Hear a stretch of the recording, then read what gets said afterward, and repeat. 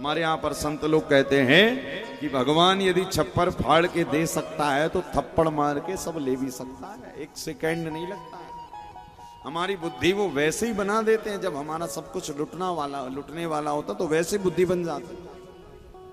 तो आज राजा सत्राजित के पास में मणि है और वो मणि प्रतिदिन 40 किलो सोना पैदा करती है। घर भर गया, अलमारियां भर गई, बैंक सब पैक हो गया, किंतु नहीं भरा तो सत्राजित का मन नहीं भरा। क्या माया तू न गई मेरे मन से, ममता तू न गई मेरे मन से। सब चला गया किंतु ये ममता नहीं गई, मैं और मेरा नहीं मरा। और याद रखिएगा, जब तक मैं और मेरा नहीं मरेगा, जब तक तुम्हारा शरीर कितने बार भी छूट जाए, तुम शांति नहीं मिलने वाली। लोगों का जब शरीर छूटता है तो आपने देखा ना, उसकी जो अर्थी होती है उससे सारे बंधन काट दिए जाते हैं। क्यों भैया? एक भी बंधन ना रहे। अब उसके तो बंधन तुम काट दिए हो, किंतु उसके मन का बंधन यदि घर में ही रहा, फिर इसी कारण हमने आज कहा ना, जीवन में हर एक काम समय रहते कर लो ताकि कोई बंधन ना रहे। और जिसके जीवन में बंधन है वही भटकने के लिए आता है। क्या कहते ना, जीवन में पितृदोष आ जाता है। एक जगह हम लोग गए कथा करने, तो बोले महाराज हमें हमारे पूर्वज सपने में दिखाई देते हैं, पूर्वज खाना खाते हुए दिखाई देते हैं, पूर्वज रो रहे हैं। जब ऐसे कुछ स्वप्न आए तो समझ जाना भैया जीवन में पितृदोष है। और पितृदोष का एकमात्र उपाय है कि तुम उनके द्वारा दिए गए धन को अच्छी जगह पर लगाना शुरू करो, दान करना शुरू करो। वो भूखे हैं। हम लोग सितंबर में जब गया में कथा करते हैं, तो जब वहां पर कथा करते हैं तो ऐसे ऐसे लोग पधारते, बड़े बड़े सेठ श्रीमंत, कहते हैं महाराज और तो सब बढ़िया है, किंतु रात भर नींद नहीं आती, डल्लब का गद्दा है, एसी लगी है, किंतु रात भर करवट बदलते रहते, ना जाने कितने बुरे बुरे विचार आते हैं। तो हमने कहा फिर? बोले हमने पंडित जी से दिखाया, तो बोले तुम्हें पितृदोष है, इसी कारण तुम्हें वो सोने नहीं दे रहे। तो फिर आते हैं, पिंडदान करते हैं, तर्पण करते हैं, कथा सुनते हैं, भागवत पोथी रखवाते हैं। और जब 15 दिन बाद जाते हैं फिर फोन करते हैं। हमने कहा, बोले महाराज अब तो बड़ा आनंद है। भैया केवल पितृलोक में बैठे पितृ देवता देख रहे होते हैं कि मेरे धन का तू क्या उपयोग कर रहा है। तू व्यभिचार में खर्च कर रहा है, मदिरालयों में खर्च कर रहा है, जुआ घर में खर्च कर रहा है, या बैठकर भागवत कथा सुन रहा है, दान कर रहा है। और याद रखिएगा, जब हमारे घर में कोई उत्सव, जैसे भागवत का उत्सव हो रहा है और जितने लोग यहाँ कथा बैठकर सुन रहे हैं, सबके पूर्वजों के घर में इस समय ढोल नगाड़े बज रहे होंगे। क्यों? जो काम मैं नहीं कर पाया, धन्य हमारे परिवार का वंशधर ये काम वो कर रहा है। हमारे अशोक जी जैसे इस कथा के मुख्य यजमान बनकर कथा सुन रहे हैं ना, तो इनके पूर्वज इस समय यूं समझो कि इनके पूर्वजों के यहाँ भी एकदम मौज हो रही होगी। क्यों? इतने सारे लोग भोजन कर रहे हैं, प्रसाद पा रहे हैं, कथा चल रही है।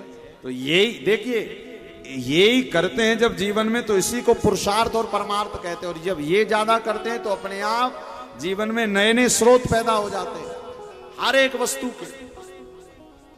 आज राजा सत्राजित का सब भर गया किंतु मन नहीं भरा। और दुनिया में एक इंसान ही ऐसा है भैया, देवता का मन भर जाता है, यहां तक दैत्यों का भी मन भर जाता है, किंतु इंसानों का नहीं भरता। कहते ना, शंकर जी के पास एक बार भिखारी गए तो देवता लोग गए, भगवान महादेव ने उनकी झोली भर दी। दैत्य गए, उनकी भर दी। अब मनुष्य गया, मनुष्य का पात्र था क्या? खोपड़ी। अब महादेव उसको भरते जा रहे हैं। सुबह से शाम हो गई, भरी नहीं। बोले भैया क्या पात्र लेकर आया? भरी नहीं। जैसे ही महादेव ने उठाई तो इंसान की खोपड़ी थी। महादेव ने कहा हम नहीं भर सकते, इसको ले जाओ। क्यों? बोले एक जरूरत पूरी होती और दूसरी नहीं जन्म ले लेती। महाराज ये भी हो जाए, वो भी हो जाए, ये भी हो जाए। आज भगवान भी मांगने गए, राजा सत्राजित तुम्हारे पास मणि है ना, वो मणि देखो, जब हमारे पास भगवान ने कृपा करके कोई बहुमूल्य कीमती वस्तु दी है तो हम उसका पहले सदुपयोग करें। और किसी भी वस्तु का सदुपयोग क्या है? उसको हम बांटें समाज में।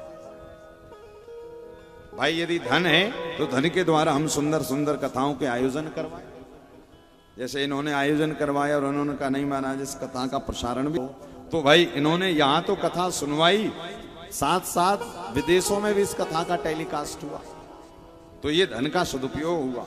तो ये भी तो पुण्य है कि भाई भगवान ने दिया है, एक व्यक्ति उसी धन से धर्म कमा रहा है और एक व्यक्ति उसी धन से पाप कमा रहा है।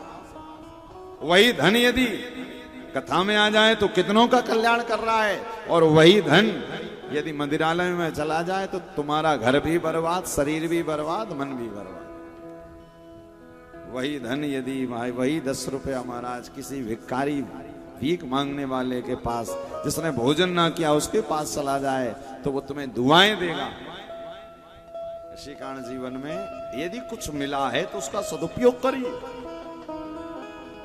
आज भगवान मांगने गए, अब लिखा हुआ है कि भला भगवान को मणि मांगने की क्या जरूरत पड़ी, क्या भगवान के पास इतना नहीं था कि प्रजा का पालन कर पाए? किंतु नहीं, भगवान यहां पर ही बताना चाह रहे हैं कि भैया अच्छे कामों के लिए मांगना कोई मांगना नहीं है, अच्छे कामों के लिए मांगना भी एक प्रकार का धर्म है। अच्छे कामों के लिए भगवान क्या कह रहे हैं, राजा सत्राजित जो मणि तुम्हारे पास में है वो राजकोष में जमा करा दो, इससे प्रजा का पालन होगा। और याद रखिएगा, हर एक वो वस्तु जिससे एक नहीं हजारों का कल्याण हो वो एक प्रकार का धर्म है। इसी कारण हमारे यहाँ पर देखा ना आपने, वैसाख के महीनों में लोग प्याऊ खुलवाते हैं, पानी रखवाते हैं, जिसको जो सामर्थ्य है। इसी कारण आपसे कहा भी जा रहा है, देखिए हम बार बार आपको प्रेरित करते हैं, तो ये मांगना नहीं है, ये एक प्रकार का धर्म है जो भगवान द्वारिकाधीश ने स्वयं किया है। तो यही प्रेरणा भगवान द्वारिकाधीश दे रहे हैं किसको? सत्राजित को। मांगने गए, भैया ये मणि दे दो, सत्राजित ने मना कर दिया, मैं मणि नहीं दूंगा। अच्छा देखिए, हम लोग इतनी प्रेरणा पाने के बाद भी नहीं जागते, और फिर वही धन जब किसी गलत जगह पर जाता है तब पछतावा होता है, काश महाराज हमने ये कर दिया हो।